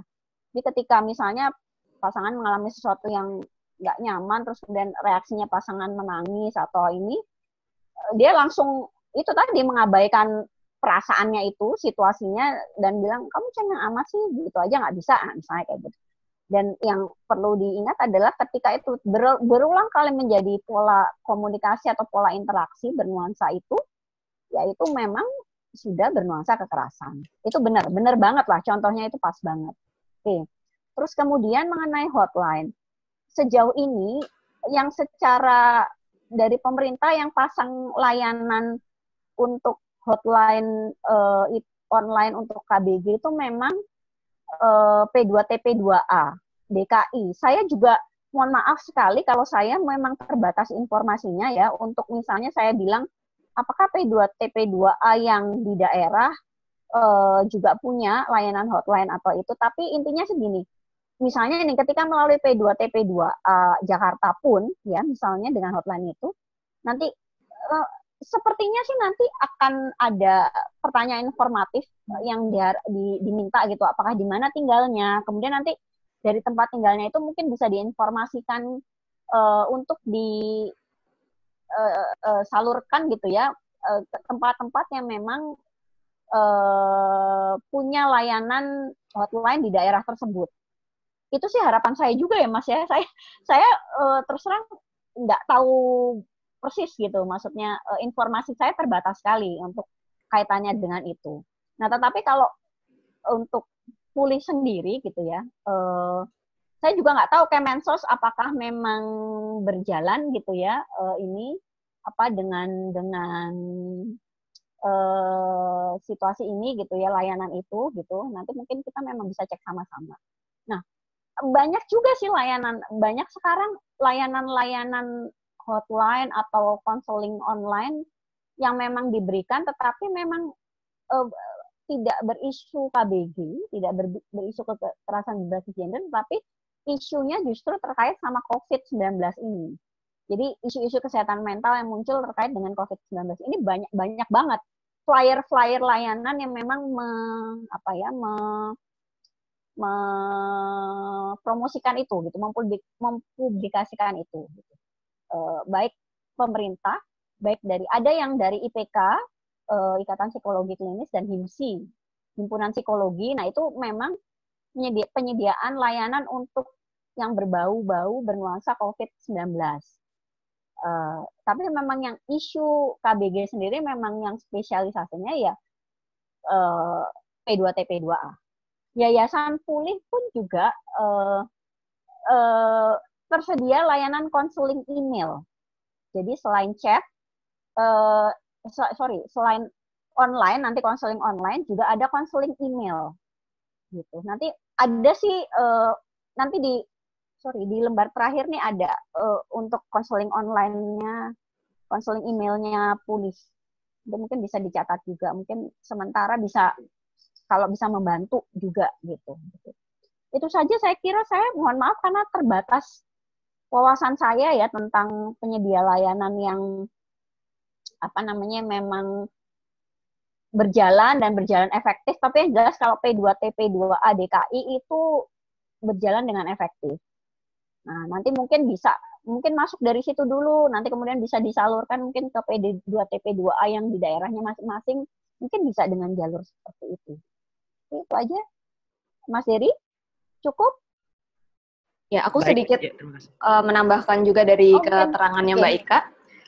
Sebenarnya kalau Komnas Perempuan sendiri punya jaringan FPL, jaringan forum penyedia layanan, dan itu tersebar di berbagai provinsi di Indonesia. Tapi memang benar kebanyakan dari mereka tuh tidak buka hotline, tapi memang datang langsung ke kantornya. Tapi dengan situasi saat ini memang kemudian banyak yang berinovasi dan kemudian membuka layanan seperti untuk WhatsApp ataupun via telepon gitu. Nah itu bisa, kalau misalnya nggak tahu di daerahnya punya WCC apa, itu bisa menghubungi ke Komnas Perempuan dulu, nanti mereka juga bisa akan merujuk ke WCC yang ada di daerah. Misalnya kayak kalau di Jogja ada Rifka Anissa, di Jambi itu ada Cahaya Perempuan, kemudian di Malang itu ada Dian Mutiara, dan di berbagai tempat lainnya. Selain itu P2T, P2A di banyak tempat juga memang sudah mulai lebih aktif, dan mereka punya shelter juga. Nah, cuma setahu saya juga nih dengar dari beberapa teman yang mencoba merujuk beberapa penyintas kekerasan ini, memang banyak shelter yang kemudian menutup pelayanan shelternya karena harus social distancing ini. Nah, ini sebenarnya yang jadi masalah baru lagi sih, kayak kemana sih seharusnya para korban ini pergi ketika kondisinya seperti ini, sementara di rumah tidak aman dan shelter pun juga tidak bisa. Tapi siapa tahu ada teman-teman di sini yang bekerja menerima konseling layanan kekerasan ataupun pernah bersinggungan dengan korban-korban kekerasan dan membantu prosesnya, mungkin bisa sharing juga. Ini juga ada dari Ega, di kolom chat juga menyebutkan bisa cek ke psychor.id di Instagram, juga bisa buka sesi konseling via line, email, dan tatap muka. Tadi seperti kata Mbak Ika juga, kemudian sekarang juga jadi banyak layanan-layanan konseling online yang dibuka, tapi itu terkait dengan kondisi mental health karena kondisi karantina ini ya, jadi memang spesifik untuk mental health-nya. Begitu. Semoga cukup membantu ya. Nanti kalau ada teman-teman di sini yang bekerja di berbagai daerah dan punya link-link untuk layanan-layanan kekerasan, mungkin bisa di-sharing juga di sini. Atau ada yang mau berbagi, silahkan juga. Oke, ada lagi yang mau bertanya? Selagi kita masih ada waktu dan ada Mbak Ika di sini.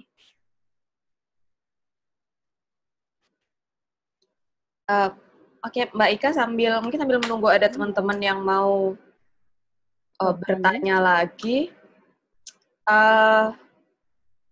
Tadi kita sudah membicarakan bahwa memang untuk list lembaga itu juga belum, Mbak Ika sendiri tidak ada informasinya ya untuk list lembaga ya, tapi tadi kita bisa refer ke Komnas Perempuan. Silakan teman-teman, aku nggak hafal nomornya, tapi itu bisa di-googling. Oke, ini ada Patricia, silahkan. Halo Mbak Ika, Halo. saya mau nanya, kan tadi Mbak Ika sempat menyebutkan tentang kekerasan dari orang tua ke anak ya, dan di situ disebutkan juga yang membuat sulit adalah karakter anak yang punya ketergantungan terhadap orang tua, khususnya secara finansial. Ketika kekerasan itu terjadi pada anak remaja yang belum punya apa-apa gitu dan nggak bisa punya siapa-siapa yang bisa diandalkan, orang dewasa lain yang bisa diandalkan, itu bagaimana ya cara, maksudnya membuat safety plan-nya, mungkin perencanaan orang dewasa yang mengalami KDRT berbeda dengan anak remaja, dan bagaimana anak remaja itu bisa menyikapi situasi sementara dia tergantung sama orang tua. Terima kasih. Terima kasih pertanyaannya. Betul, kondisi anak-anak pasti berbeda dengan orang dewasa, karena anak-anak tadi kan karakteristiknya memang nggak hanya secara finansial ya, tapi juga emosi, ini pikir juga masih bergantung, meskipun remaja masih bergantung dengan orang dewasa, terutama dengan orang tua. Nah, kalau yang paling memungkinkan, yang paling realistis gitu ya, safety plan-nya buat remaja itu, saya ada beberapa kasus yang saya tangani gitu, remaja yang pernah punya penghayatan pengalaman kekerasan psikis gitu, dan dia memang punya kerabat atau keluarga yang memang dia pilih gitu ya, dia identifikasikan, dia bisa percaya dan memang care sekali dengan dia, peduli, sayang dengan dia. Nah, jadi safety plan-nya dia tuh itu. Jadi waktu itu dia memang minta bantuan dari anggota kerabatnya dia yang memang dia percaya dan memang sudah terjalin hubungan baik. Nah, apa namanya? Artinya itu yang paling rasional, yang paling memungkinkan untuk dilakukan pertama kali. Keluarga, yang dicari keluarga dulu pastinya ya, maksudnya memang bisa dipercaya gitu. Nah, kemudian berikutnya remaja meskipun terbatas, masih terbatas pola pikir juga pola ininya, tetapi remaja itu sudah bisa gitu ya untuk diberdayakan mencari informasi gitu ya, atau kita berikan informasi, layanan-layanan tadi ya, layanan-layanan hotline atau online tadi, atau layanan penyedia inilah yang secara profesional gitu, baik itu pemerintah atau apa NGO gitu ya, untuk bisa membantu proses safety plan-nya dia. Itu yang pilihan berikutnya gitu. Jadi mungkin kerabat, atau bisa juga kerabat itu ya termasuk mungkin teman dekatnya, keluarga teman dekatnya gitu ya, keluarga sahabatnya gitu ya. Bisa juga apa namanya, kita sampaikan gitu ke mereka bahwa identifikasi gitu. Siapa sih yang memang kamu percaya, yang memang kamu tahu care enough, sangat care sama kamu gitu. Itu yang dia harus pastikan gitu untuk membantu atau dilibatkan dalam proses keselamatan safety-nya. Jadi sebenarnya itu prinsipnya kan mencari dukungan sosial yang paling memungkinkan. Nah, kalau keluarga masih memungkinkan, better keluarga. Gitu. Halo? Gimana? Terima kasih banyak, sudah cukup. Sudah cukup ya? Oke. Okay. Iya. Oke, terima kasih Patricia atas pertanyaannya. Silakan teman-teman lain kalau ada yang mau bertanya. Nah, ini juga terima kasih Tiara atas nomor teleponnya. Ini nomor teleponnya Komnas Perempuan ya, bisa bisa dihubungi, silahkan. Biasanya sih Komnas Perempuan membuka pengaduan offline ya? Juga. Tapi karena ini situasinya begini, jadi semua pengaduan juga dilakukan secara online. Oh, saya lupa. Ada sebenarnya LBH Apik juga. Oh iya. Ya, meskipun itu ini ya, bernuansa proses hukum, tetapi mungkin bisa juga sih untuk awal gitu ya. Nanti mereka bisa membantu juga gitu. Ada hotline-nya juga sih kalau nggak salah itu LBH Apik. Ya, LBH Apik juga punya hotline-nya. Biasanya kalau misalnya kita ke Komnas Perempuan juga, mereka kan memang hanya nanti mengumpulkan aduan lalu merujuk. Jadi kalau hanya ada yang butuh layanan psikolog, nanti dirujuk layanan psikologi. Kalau yang butuh bantuan hukum biasanya akan dirujukannya ke LBH Apik atau teman-temannya gitu. Tapi ini, tapi sepertinya teman-teman dari hotline Komnas Perempuan juga cukup kewalahan, Mbak, karena memang katanya laporan-laporan kekerasan pun cukup meningkat di situasi karantina ini. Padahal baru beberapa minggu ya. Sementara kita masih belum tahu akan sampai kapan situasinya seperti ini. Nah, silakan teman-teman lain kalau ada yang mau bertanya atau mungkin mau berbagi informasi atau mau sharing seputar kondisi-kondisi selama karantina ini. Oke, Tiara, silakan. Oke, Kak. Jadi kemarin ini kan lagi masa wabah. Tapi kan kita juga tidak bisa menutup kemungkinan bahwa kekerasan itu bisa terjadi. Jadi kemarin itu ada korban kekerasan dalam pacaran, secara fisik juga dan psikis juga. Dia mencari bantuan gitu. Dan sayangnya kami mau melaporkan ke polisi. Cuman karena lagi wabah, jadi hampir semua, bahkan LBH pun tutup di sini gitu Kak. Apakah memungkinkan kita langsung bawa ke polisi? Takutnya kayak ya gitu, kalau tidak ada pendampingan takutnya malah apa ya? Mungkin ada diskriminasi terhadap korbannya atau gimana gitu, apalagi kasusnya kasus gitu. Menurut teman-teman gimana? Oke. Tiara, ini kekerasannya fisik ya? Iya, Kak. Oke. Gini, ini manajemen penanganan ya sebenarnya, manajemen penanganan kasus kekerasan, terutama dalam kondisi seperti ini. Mungkin yang pertama, kita perlu mengidentifikasi kebutuhan korban. Pasti proses hukum iya gitu ya. Tetapi di samping proses hukum, tentunya kan dampaknya itu kan ada dampak psikologisnya juga. Terus kalau dampak fisik, terus terutama kan apakah butuh bantuan medis gitu kan untuk dampak fisiknya. Terus kemudian dampak psikologisnya apakah butuh dukungan psikologis, pendampingan dukungan psikologis. Jadi menurut saya sih seperti ini. Jadi manajemen kasus korban kekerasan itu pertama kita mesti identifikasi sih apa yang dibutuhkan. Terus ada yang istilahnya psikologi first aid. Jadi mungkin sebelum sampai ke bantuan mungkin psikologi secara profesional, pendamping, teman, sahabat, keluarga itu juga bisa sih mengupayakan PFA itu gitu. PFA itu sebenarnya simple aja sih, simpelnya kita hanya perlu merespon secara empatetik saja terhadap apa yang terjadi pada diri korban.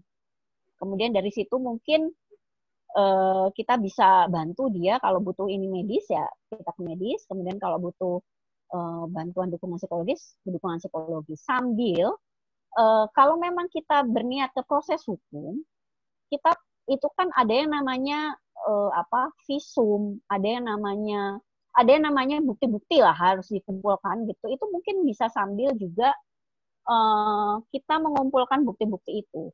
Sebatas memang apa yang bisa kita mampu lakukan, misalnya foto atau pencatatan kejadiannya gitu ya, atau kemudian kalau bisa ke puskesmas gitu ya, pemeriksaan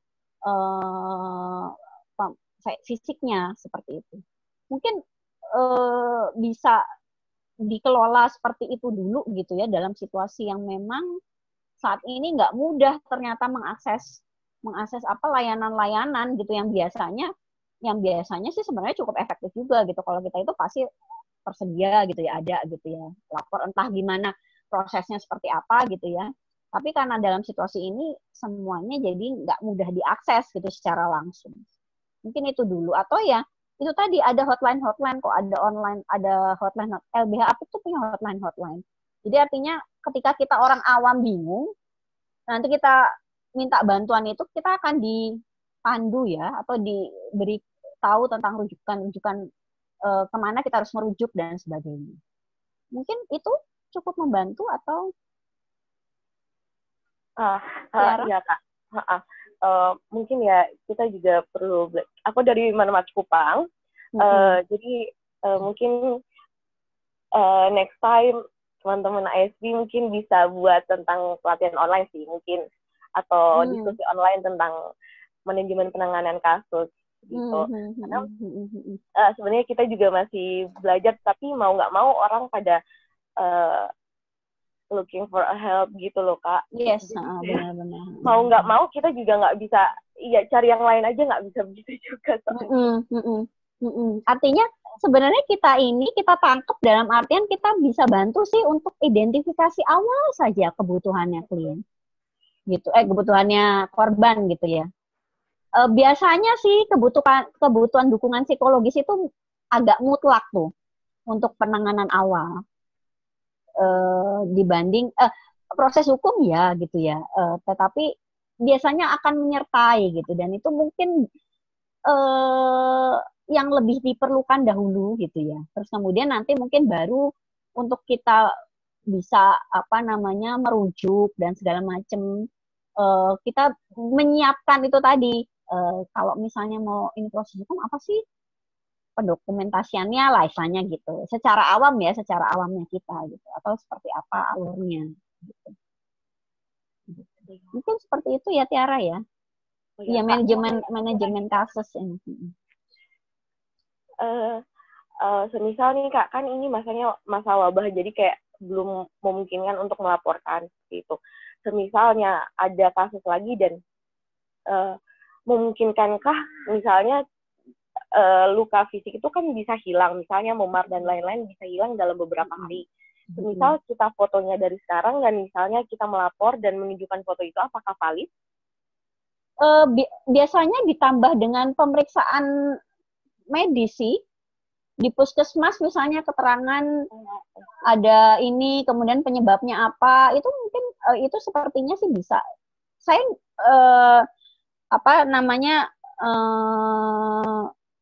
kurang paham betul ya maksudnya dalam proses hukum, tetapi pendokumentasian itu biasanya salah satu caranya seperti itu gitu. Misalnya nggak bisa langsung ya, jadi ada bukti visum lah gitu. Visum itu petugas medis yang di level puskesmas pun bisa gitu. Untuk ini kan kekerasan fisik ya. Iya, kekerasan Kak, fisik, iya. Itu bisa melakukannya gitu. Paling tidak daripada tidak ada dokumentasi sama sekali. Iya. Gitu. Baik, terima kasih Kak. Iya, oke. Terima kasih Tiara, semoga tadi jawabannya cukup membantu ya.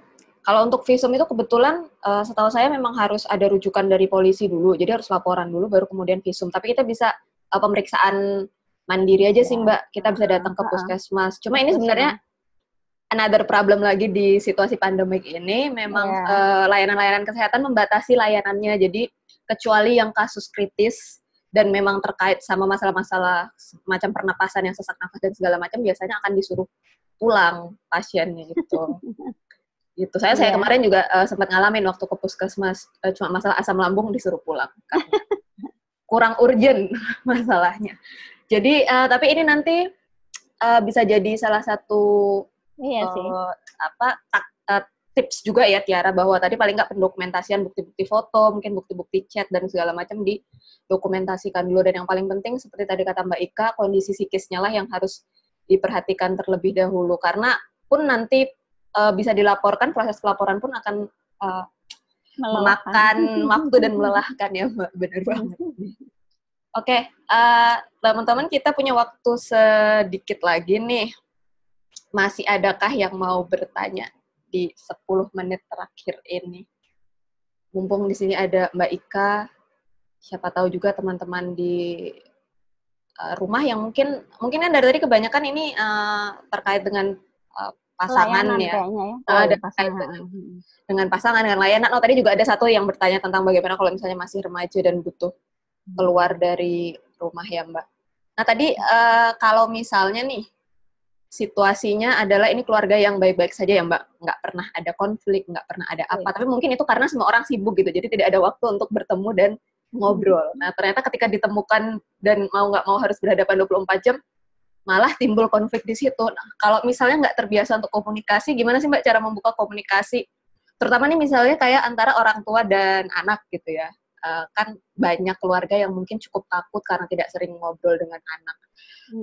Ada tips-tips awalnya nggak Mbak untuk membuka obrolan dengan anak itu? Gimana sih? Mungkin gini, kita tidak mungkin kan mengharapkan gitu ya inisiatif dari anak, karena kan sekali lagi gitu, kita yang orang dewasa lah gitu yang mestinya punya porsi untuk memberikan perlindungan, memberikan rasa aman, memberikan hak-hak anak gitu. Jadi mau tidak mau gitu ya, memang kalau tidak terbiasa untuk mengekspresikan emosi, mengekspresikan rasa sayang, itu memang akan canggung lah di awal gitu. Tetapi mau tidak mau gitu, ini harus dimulai gitu untuk berdialog. Mungkin yang sulit tuh sebenarnya sih melibatkan emosi dalam komunikasinya itu. Padahal itu kan penting ya, maksudnya kita berdialog dengan melibatkan emosi kita, mengekspresikan rasa marah, oke gitu, mengekspresikan. Tapi kan intinya kita belajar gitu, kita udah belajar gitu, menyampaikan gitu, apa sih yang ada dalam diri kita gitu, ketika kita marah, ketika kita sedih, ketika kita senang, ketika kita sayang gitu kan. Nah itu yang lebih sulit sih memang melibatkan emosi. Kalau mungkin cerita sehari-hari atau malah nyeritain temennya gitu kan enak gitu, maksudnya dengan mudahnya gitu. Tapi ketika melibatkan emosi itu tidak terbiasa. Nah itu yang memang harus dimulai oleh orang tua gitu, mengekspresikan emosi, menyampaikan emosi-emosinya sekalipun negatif, sehingga anak pun juga akan belajar gitu untuk berani gitu menyampaikan apa yang ada dalam dirinya, menyampaikan mengkomunikasikan apa yang ada dalam dirinya. Biasanya kalau susah, nggak terbiasa, kita bisa nih pakai bantuan media. Media itu macam misalnya film, nonton bareng, terus ngobrolin filmnya, mulai mungkin awalnya yang netral dari ceritanya, kemudian baru ke yang pendalaman, penghayatan emosi terhadap film tersebut misalnya. Kemudian nanti masuk ke pribadi masing-masing. Gitu. Terus kemudian atau permainan, board game, itu juga bisa loh membantu masing-masing anggota keluarga untuk mencairkan suasana gitu. Lucu ya dipikir-pikir gitu, ini kan bapak gue sendiri, ibu gue sendiri juga, tapi kok rasa-rasanya nggak biasa ngobrol aja gitu. Tapi emang itu realitanya banyak tuh kayak gitu.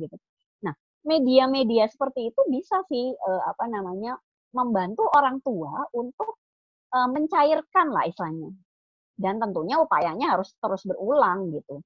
Nggak, kalau sekali nggak berhasil terus ini cari cara yang kreatif gitu, terus atau melakukan aktivitas bersama, memasak bersama, mengajak ya, melibatkan anak, melibatkan yang betul-betul melibatkan gitu. Nanti sambil mulai percakapan, terus melakukan aktivitas bersama gitu, terus kemudian kalau keluarga-keluarga Indonesia ini kan religius gitu kan, ya mungkin kegiatan spiritual bersama gitu, bisa juga seperti itu. Jadi intinya sih memang orang tua yang harus berinisiatif kalau menurut saya. Jangan pernah nyalahin, kadang suka dengar abis anaknya diajak kok ini nggak mau sih, maunya di kamar aja gini-gini. Ya iya sih memang gitu kan, apalagi kalau remaja, tetapi kan kita punya kewajiban untuk memberikan hak kepada mereka untuk melindungi, memberikan kasih sayang, dan itu kewajiban loh, kewajibannya orang tua gitu. Anak punya hak untuk itu gitu. Dan caranya dengan apa? Membuka komunikasi, membuka dialog gitu. Ini mau nggak mau gitu, kita harus berani memutus menghancurkan tembok lah misalnya. Kalau canggung ya itu tadi pakai media-media. Banyak kok media sekarang. Main game bareng gitu, bisa seperti itu. Baca buku bareng, kalau masih anak-anak yang lebih kecil gitu. Kalau remaja emang agak susah, tapi mungkin bisa nonton film bareng gitu. Ujuk-ujuk ngobrol sama dia pada nggak pernah gitu kan emang aneh sih, tapi bisa nonton film bareng, ini bareng, atau melakukan kegiatan bareng. Tapi ingat, kita harus tahu juga loh karakteristik perkembangan tiap usia perkembangan. Kalau remaja ya jangan heran kalau memang kok agak susah ya diajak ngobrol, malah lebih suka ya memang masanya mereka nggak mengutamakan kita gitu. Nah itu yang kayak gitu-gitu yang kita juga perlu tahu tuh. Kenali gitu ya, kenali usia perkembangannya, kenali tugas perkembangannya, kenali mereka secara individu utuh gitu ya. Kemudian ya jalin komunikasi gitu dengan berbagai macam rupa media gitu, cara. Itu sih mungkin yang, dan itu harus nggak lelah sih, nyoba terus memang gitu. Iya. Itu aja. Oke, thank you Mbak Ika. Ini sangat bermanfaat sekali ya, karena ini beberapa kali juga ngobrol sama teman-teman bahwa banyak yang jadi canggung karena anaknya terus-terusan ada di rumah, harus ngobrolin apa. Tapi ya tadi ya berarti bisa pakai medium-medium sepertinya memasak bersama, atau mungkin bercocok tanam sambil ngobrol-ngobrol. Tapi jangan baper ya, kalau remaja tuh ya memang begitu kalau ya memang begitulah mereka. Kayaknya kita kok nomor sekian gitu ya. Ya berarti tadi ya Mbak harus juga itu memahami bahwa ada tahap-tahap perkembangannya. Pun kan kita semua pernah remaja ya. Jadi kan ingatlah dulu ketika remaja itu kita seperti apa, jadi ya harus memahami anak seperti itu. Oke, terima kasih banyak Mbak Ika atas informasinya. Oke, ada yang masih mau bertanya kah?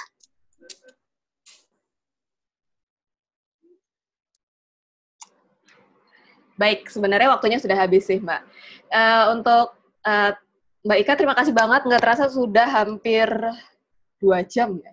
Ya, sudah hampir 2 jam. Sudah hampir 2 jam ternyata kita ngobrolin soal ini situasi karantina dan bagaimana menghadapi kekerasan yang mungkin terjadi saat situasi karantina. Nah, tadi ada beberapa hal yang perlu kita highlight bahwa konflik itu bisa muncul, mungkin tadinya tidak ada konflik tapi bisa muncul karena adanya tekanan-tekanan. Nah, kalau misalnya kondisi keluarga itu selama ini sebenarnya baik-baik aja, berarti tadi hanya perlu belajar adaptasi, belajar bagaimana cara berkomunikasi dan mengungkapkan emosi ya, karena mungkin tidak semua orang atau tidak semua keluarga itu terbiasa untuk saling ngobrol satu sama lain. Nah, mungkin situasi karantina ini adalah situasi yang memaksa kita untuk akhirnya mau tidak mau harus ngobrol dan lebih terbuka kepada satu sama lain di dalam keluarga. Dan kemudian, ya Mbak, sorry, aku nih ada titipan nih dari Pulih. Sorry banget, baru baca soalnya. Nggak gini, baik, apa tuh? Layanan online Pulih saat ini, dalam situasi ini, kita berbayar setengah harga. Wah. Gitu. Itu aja sih, itu tambahan informasinya. Saya lupa, saya harus menyampaikan tadi yang dari diri mana. Pesan sponsor ya Mbak ya? Pesan sponsor. Nggak sih, memang ini untuk ini beban tanggung jawab moral kita aja sih. Terima kasih banyak Yayasan Pulih, sangat membantu. Dan apakah ada prioritas Mbak? Seperti misalnya, apakah yang ditangani prioritas dahulu adalah yang mengalami kekerasan atau semua siapapun itu bisa konseling? Iya, semua bisa konseling. Cuma dalam situasi saat ini memang kita kan bergerak memang di isu ini anak dan perempuan. Ini gender, sehingga memang terus terang yang memang didahulukan gitu ya, itu adalah memang yang penanganan terhadap korban kasus-kasus kekerasan memang. Tetapi bukan berarti ini ya, yang kita lihat urgensi kasus isu kesehatan mental lain yang urgensi pun kita akan prioritaskan juga gitu. Seperti itu sih. Untuk jam bukanya sendiri Mbak, jam berapa? Dari jam 9 sampai jam 17. Oke, dan itu bisa menghubungi itu ya, telepon dan nomor handphone yang ada di layar. Pulihnya, iya. Oke. Jadi nanti tinggal menghubungi ke sana dan nanti akan diberikan prosedur berikutnya untuk proses konselingnya. Iya. Oke. Sorry aku potong. Sip, thank you Mbak. Oh ya tadi. Oke.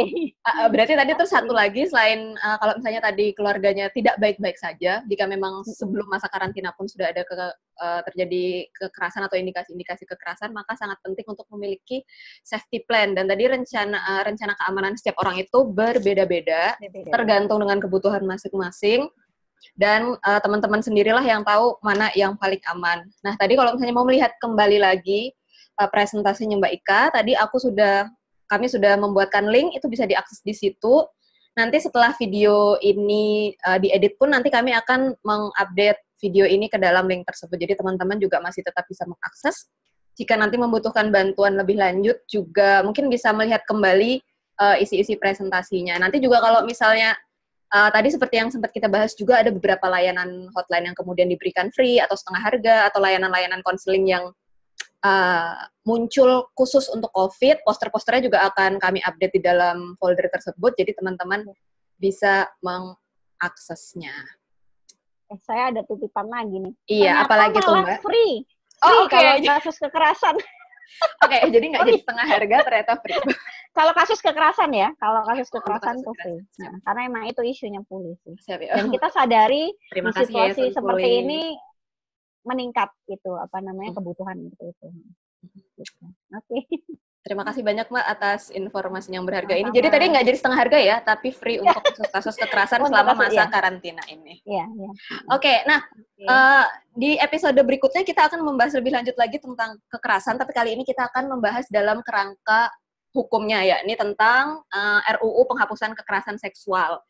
Nah, sudah sejauh apa update-nya? Mengapa penting kita masih membahas itu di tengah situasi karantina ini, dan mungkin nanti narasumbernya juga bisa lebih banyak membagikan nomor-nomor kontak yang bisa dihubungi jika memang ada teman-teman yang mengalami kekerasan.